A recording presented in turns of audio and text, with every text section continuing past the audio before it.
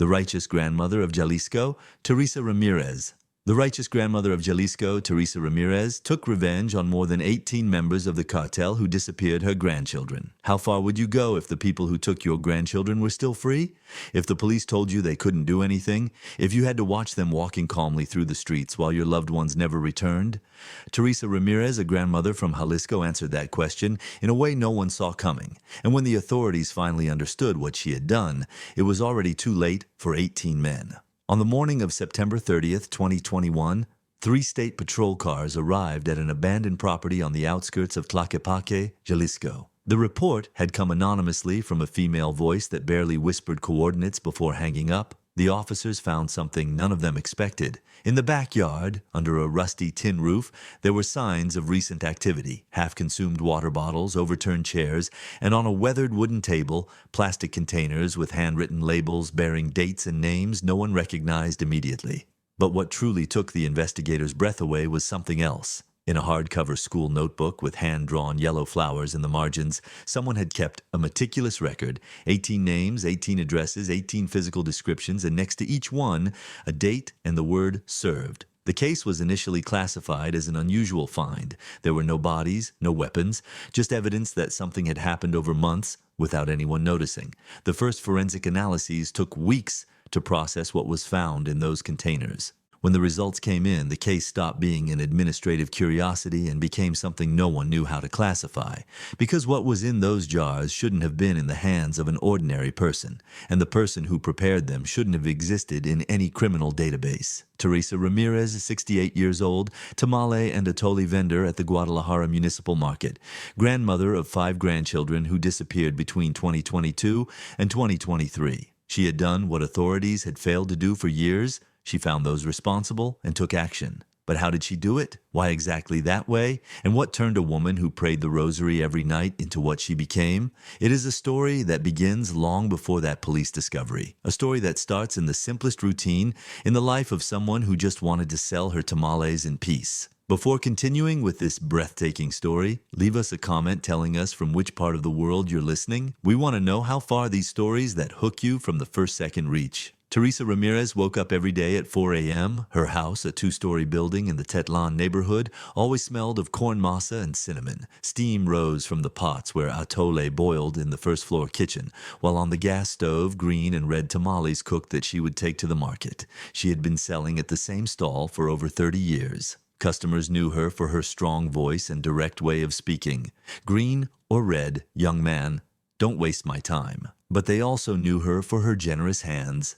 If someone didn't have enough money, Teresa said nothing. She just wrapped the tamal and handed it over anyway. "You'll pay me another day," she would say without looking them in the eye. Teresa had raised her 3 children alone after her husband died in a work accident when she was only 32. No pension, no savings, just her hands and her will. She built her family from scratch. Her children grew up hardworking. None finished university, but all got honest jobs. One was a mechanic, another worked in construction, and her youngest daughter was a nursing assistant at a community clinic. Then came the grandchildren, 5 in total, 3 boys and 2 girls. Teresa cared for them while her children worked. She taught them to make tortillas by hand, to pray before bed, and to never lie about anything serious. "In this house, we speak the truth or we don't speak at all," she would say. On weekends, Teresa's house filled with laughter. The grandchildren ran around the backyard chasing chickens while she prepared menudo and fresh waters. Those were the days she enjoyed most, the days she could see that all her effort had been worth it. But Guadalajara had changed.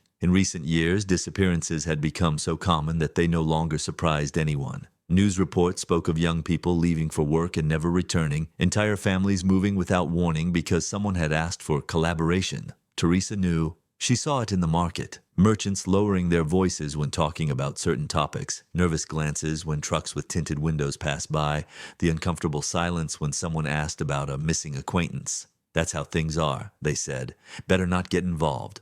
Teresa thought the same. Until something changed, until the danger stopped being distant and entered her home directly. What Teresa didn't know was that her older grandchildren, Javier and Luis, 19 and 17, had started working weekends as helpers at a mechanic shop in the industrial area. A shop that, unknown to them, was occasionally used for other activities that left no witnesses. The first change Teresa noticed was in Javier's eyes. Her eldest grandson had always been responsible. He arrived on time, helped with market shopping, and never asked for money without explaining why. But for a few weeks, something had changed. He came home late, answered in monosyllables, and when Teresa asked how work went, he looked away. "All good, Grandma, just tired." Luis, the second grandson, wasn't the same either. He stopped playing with his younger cousins and sat in the living room with his phone, typing messages he deleted before sending. Teresa wasn't naive. She knew something was happening. One February afternoon in 2023, while preparing masa in the kitchen, she overheard Javier speaking quietly on the phone from the patio.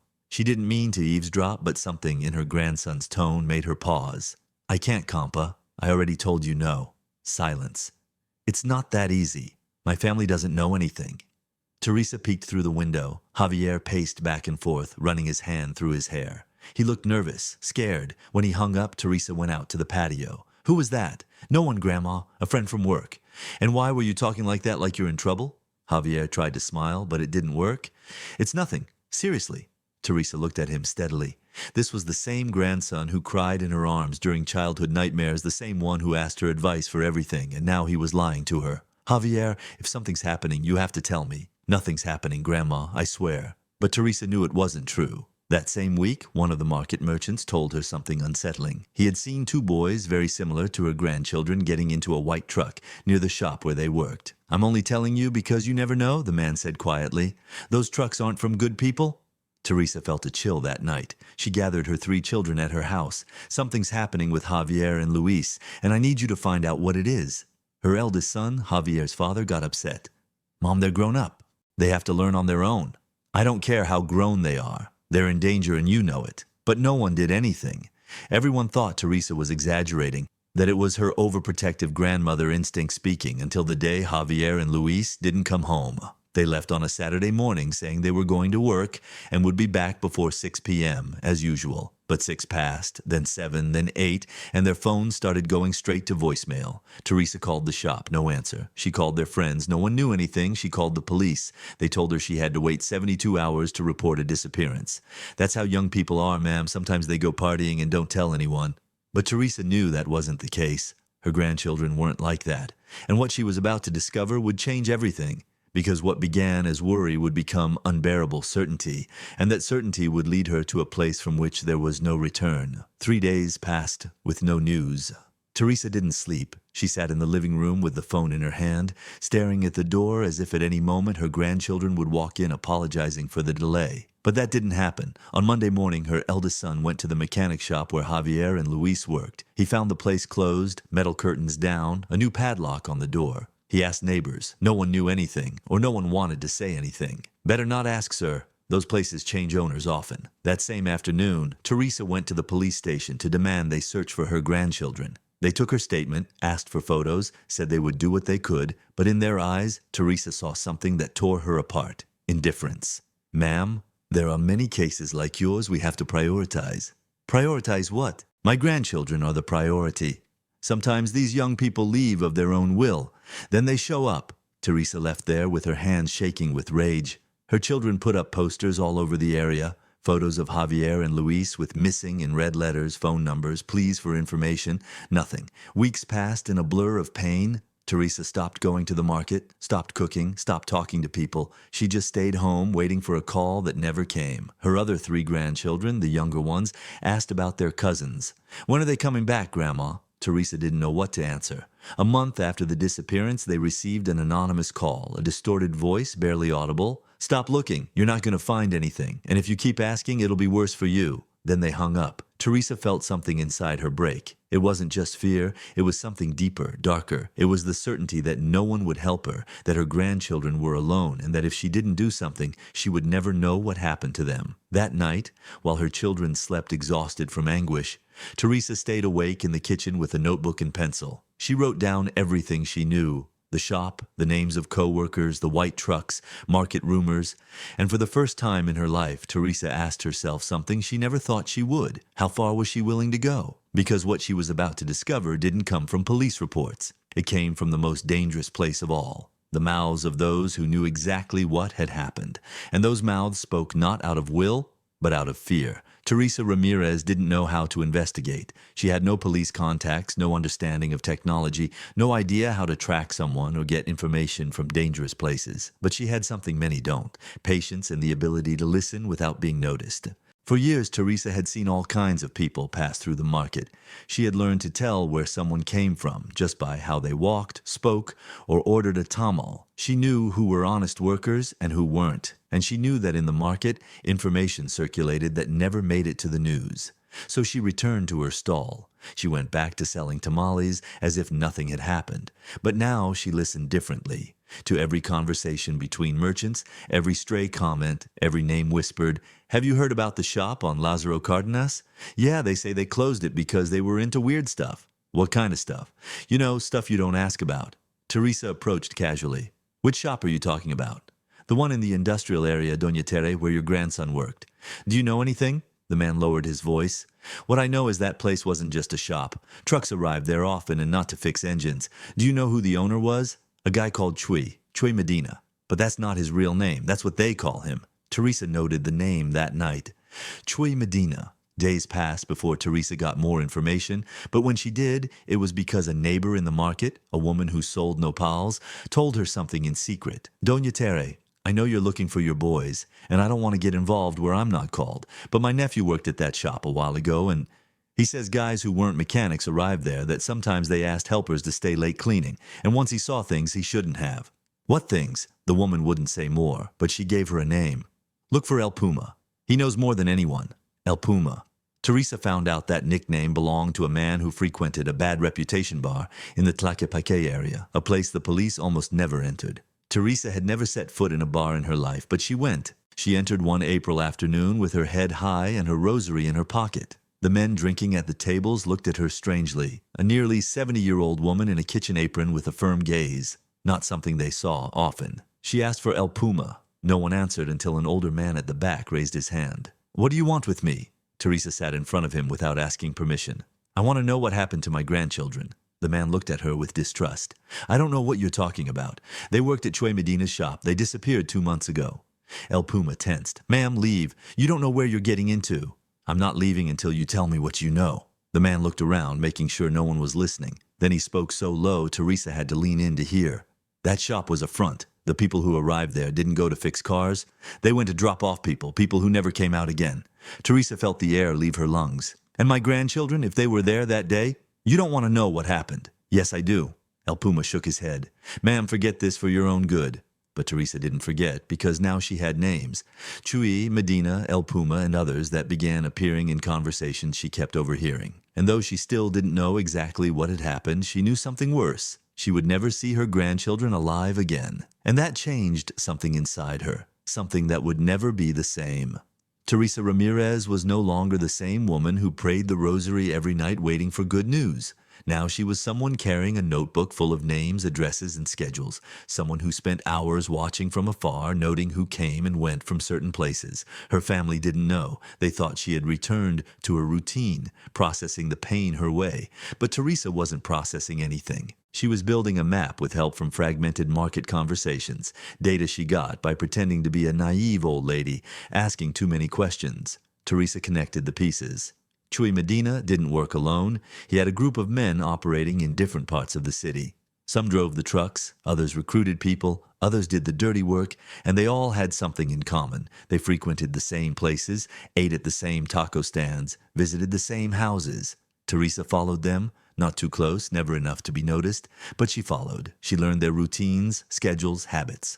One of them, called El Griñas, ate breakfast every day at a birria stand near the market. He arrived at 9 a.m., ordered the same thing, and sat at the same table. Another, El Chino, bought cigarettes every afternoon at a corner store. He always paid with large bills and never waited for change.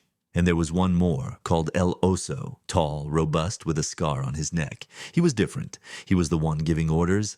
Teresa knew because one afternoon she saw him meet with Chuy Medina at an open-air taqueria. They talked for over an hour. El Oso spoke, and Chuy listened as if receiving instructions. Teresa took photos with her phone from afar. They weren't good photos, but enough to identify them. That night at home, Teresa spread everything she had gathered on the kitchen table, names, photos, addresses, schedules, and then she asked herself, What was she going to do with all this? Because taking that information to the police was useless. She had already tried. They told her without concrete proof they couldn't act, and even with proof, that kind of case was complicated. Ma'am, understand we can't just arrest someone because you saw them at a taqueria. Teresa knew she was alone, and that's when a dark, impossible, irrational idea began forming in her mind. What if she delivered justice herself? At first she rejected it. She was a nearly 70-year-old woman, a tamale vendor, a grandmother who had never hurt anyone. But then she remembered the distorted voice on that call. Stop looking. You're not going to find anything. She remembered the authorities' indifference. She remembered the sleepless nights waiting for a call that never came, and she remembered the photos of Javier and Luis on light poles, fading under the rain as if they had never existed. What other option did she have? Teresa didn't know, but she knew she couldn't stand by with folded arms. And so she did something she never thought she would. She began researching how someone like her could act without anyone noticing, without weapons, without overt violence, without obvious traces. And she found something that surprised her, something within reach of any ordinary person, something sold at hardware stores, gardening shops, agricultural product markets, something that, used in a certain way, could be invisible. And Teresa, with complete calm, began planning something that would change her life forever, because now she knew who they were, where they were, and that no one else would stop them. So who would? Teresa Ramírez crossed an invisible line the morning she bought her first jar of rat poison at a hardware store downtown. She didn't buy it with clear intent yet. She bought it just in case. What do you need it for, ma'am? I have problems in the yard. Big rats. The clerk asked no more questions. Teresa paid in cash and left with a brown paper bag under her arm.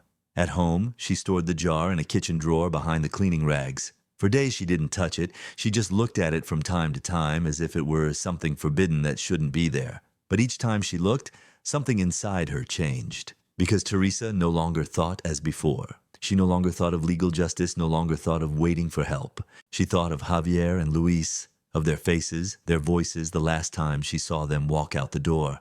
And she thought of the men who had taken them from her life without consequences.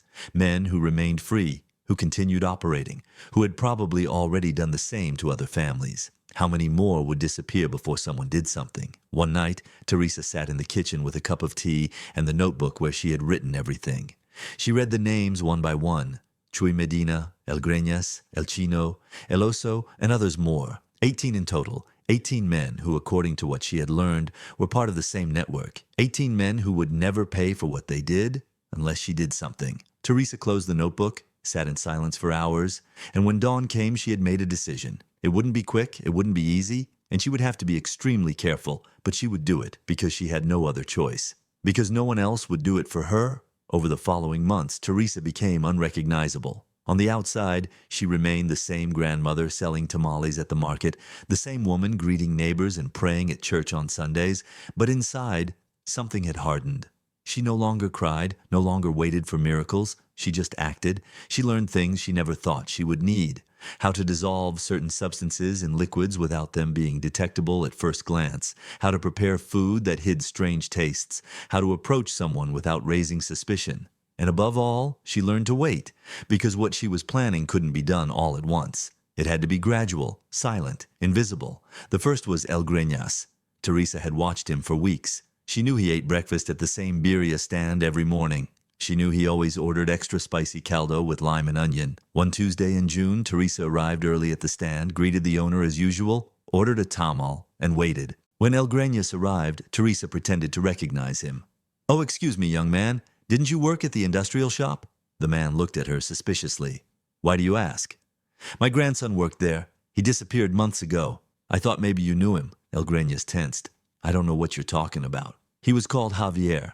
Javier Ramírez." The man didn't respond. He just ordered his birria and sat far from her. But Teresa had achieved what she wanted. She confirmed he knew who Javier was. That was enough. A week later, Teresa returned to the same stand. This time, she carried a small plastic bottle in her bag. She waited for the right moment. When the stand owner got distracted preparing another order, Teresa approached El Greñas' table with a kind smile. "Excuse me, young man, may I pass?" The man barely looked at her. Teresa deliberately tripped, spilling a bit of her soda near his plate. "Oh, sorry, how clumsy." While cleaning with napkins, she slipped the contents of the small bottle into the man's caldo. It was so quick no one noticed. Teresa apologized again and walked away. El Greñas finished his breakfast as usual and left. Teresa felt no remorse, no fear. She just felt she had taken the first step and there was no turning back. What Teresa did over the following months is not documented in any official file. There were no police reports connecting the events, no coordinated investigations, no obvious patterns that caught authorities' attention. There were only 18 men who, one by one, stopped being a problem. El Greñas was the first to fall ill. 3 days after that breakfast, he began with intense stomach pains, vomiting, extreme weakness. His acquaintances thought he had eaten something bad. He went to the hospital, but by the time he arrived, his body was too affected. He died a week later. The medical certificate listed multiple organ failure from undetermined causes. No one suspected anything. Teresa found out because she heard the news at the market. Have you heard about El Greñas? They say he got really bad. Yes, poor thing, so young. Teresa said nothing. She just nodded and kept selling tamales. The second was El Chino. Teresa watched him for weeks before acting. She knew he bought cigarettes at the same store every afternoon. She knew he always got bottled water from the fridge. One afternoon, Teresa entered the store before him. She bought bread, milk, tortillas. While the clerk rang her up, Teresa discreetly opened one of the water bottles in the fridge, added a few drops of clear liquid, and closed it again, all in less than 10 seconds. El Chino arrived half an hour later, bought his cigarettes, and took the bottle Teresa had tampered with. 2 days later, he started feeling bad. At first dizziness, then disorientation, then something worse. He ended up in the hospital with severe neurological symptoms. Doctors found no clear cause. They thought cerebral infarction, infection, accidental carbon monoxide poisoning, but never the real cause. El Chino survived, and Teresa continued, one by one, with patience, precision, no mistakes. Some fell ill quickly, others took weeks to show symptoms, some went to the hospital, others simply stopped appearing. Teresa never acted twice in the same place, never used the same method consecutively, never left traces. And most importantly, she never spoke to anyone about what she was doing, not her children, not her neighbors, not even aloud to herself. She just carried her notebook and, next to each name when finished, wrote one word: served. The last was El Oso, the one giving orders, the one Teresa had learned was directly responsible for everything. He was the hardest because El Oso was careful. He didn't eat at street stands, didn't accept drinks from strangers, didn't expose himself like the others. But he had one weakness. He visited his mother every Sunday. An elderly woman living alone in a humble house in the Oblatos neighborhood. Teresa met her by chance at church. They talked about trivial things, prayers, grandchildren. I have grandchildren too, Teresa said. Well had, the mother of El Oso sympathized. What sadness, ma'am. I don't know what I'd do if I lost my son. Teresa smiled bitterly. One never knows. For weeks, Teresa befriended that woman. She visited her, brought her tamales, helped with groceries. And one Sunday, knowing El Oso would come to eat, Teresa brought a special dish. It's mole from my house. I made it with a lot of love. El Oso's mother thanked her, moved. When her son arrived, she served him the mole Teresa had prepared. El Oso ate without suspecting anything. 3 days later, he started feeling bad, and a week later, he stopped being a threat. Teresa knew she had finished when she wrote the last word in her notebook. She closed it, and for the first time in months, she cried, not from joy, not from relief. She cried because she knew what she had done wouldn't bring back her grandchildren. She cried because she knew she had crossed a line she could never uncross. And she cried because, despite everything, she didn't regret it. After that last Sunday, Teresa stored the notebook in a metal box she buried in her backyard under the lemon tree she had planted years ago. She didn't think anyone would find it, but she also didn't think anyone would look. In the following weeks, Teresa tried returning to her normal life. She went back to her market stall. She cooked again for her younger grandchildren. She prayed the rosary at night again. But something had changed, not just in her, but in the atmosphere, because 18 men had stopped operating on Guadalajara's streets. 18 names that once appeared in whispered conversations simply weren't mentioned anymore. Some said they had left the state, others that they had internal problems, others that it was just bad luck. No one connected the dots until a state police detective named Martinez, who had been investigating disappearances in the area for years, began noticing something strange. In less than a year, all open cases related to Chue Medina's shop had closed involuntarily, not because solved, but because the main suspects were no longer available for questioning. Martinez began investigating. He reviewed death certificates, spoke with relatives, looked for coincidences, and found something disturbing. All had presented similar symptoms before dying. All had been treated at different hospitals, and in none was a clear cause of death found. Martinez took the case to his superior. "Boss, I think someone is systematically eliminating these people." Do you have proof? Not yet, but the coincidences are too many. Then it's not a case. Leave it. But Martinez didn't leave it. He continued investigating on his own, and eventually his investigation led him to the market where Teresa sold tamales. Because one of the last men to die had been seen frequently near that area, Martinez started asking, did anyone remember anything unusual? Any new person in the market? Strange behavior? Most remembered nothing, but one merchant, the one who sold nopals, mentioned something. Well, now that you say it, Doña Tere started asking a lot of questions a while back about that shop where her grandchildren disappeared. Martinez noted the name Teresa Ramírez. He investigated her background, her missing grandchildren, her unresolved complaint, and then he started adding things up. If anyone had motive to want those men out of circulation, it was her. But he had no proof, only suspicions. Until one day, an undercover agent checking abandoned properties related to the shop case found something in a house in Tlaquepaque, the house where Teresa had tracked El Oso's meetings. In a forgotten back room, there were plastic containers, handwritten labels, and a school notebook with yellow flowers. When Martinez read what was written in that notebook, he knew he had found something no police manual had taught him to face. Because what Teresa had done didn't fit any known category. It wasn't a crime of passion, not impulsive revenge, not overt violence. It was calculated, silent, invisible, and terribly effective. Martinez took the evidence to his superior. This time, there was no way to ignore it.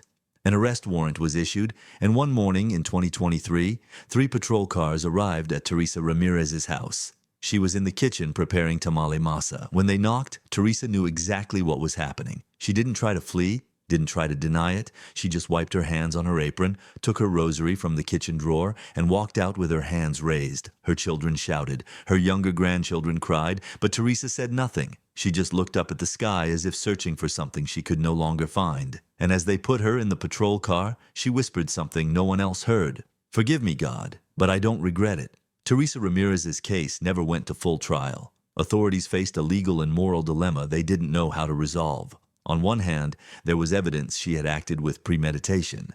She planned, executed, and concealed her actions for months. On the other, Teresa's victims were men linked to disappearances, extortions, and other crimes authorities had never been able to prove. And most complicated of all, many families of disappeared victims in Jalisco began protesting in her favor. She did what the government never did. Thanks to her, those monsters can no longer hurt anyone. The media covered the case with sensational headlines.